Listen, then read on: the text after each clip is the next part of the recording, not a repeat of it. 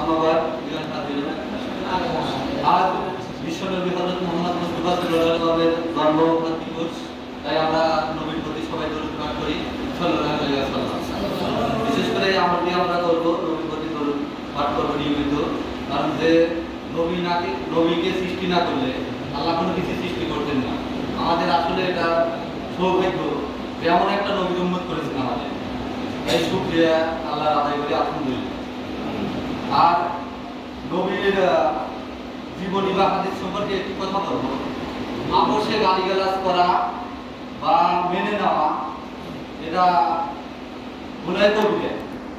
তার কারণটা আমি বলি। একদিন নবীর এক সাহাবী যাচ্ছে, উবাই বিন খালদ নামে একজন ব্যক্তি, সে নবীজিকে গালিগালাজ করতেছে, অকথ্য ভাষায় কথা বলতেছে।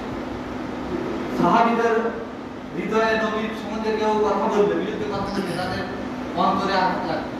তখন ওই সাহাবী গিয়ে রাসূল সাল্লাল্লাহু আলাইহি ওয়াসাল্লামকে বলছে, হুজুর আমি তো সহ্য করতে পারি, আমার প্রাণে তো সহ্য পায় না, এই উবাই বিন খালদ আপনাকে বকাঝকা করতেছে, অকথ্য ভাষায় কথা বলতেছে। তখন আল্লাহ রাসূল কি করেছেন, ও জারস, শুধু এতটুকুই বলেছে, ও জারস। এই কথাটা আলোচনা হতে না হতে উবাই বিন খালদের কানে গেছে।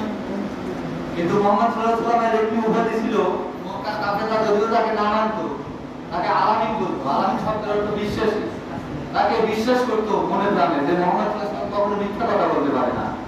তখন উবাই বিন খালদ যতই সত্যতা বলুক, যতই তাকে না মানুক, তখন সে দৌড়ে গিয়ে তার মাকে বলছে যে মা, আমি একটা কথা বলবো, সঠিক কথা বলবা, সঠিক উত্তর দিবা।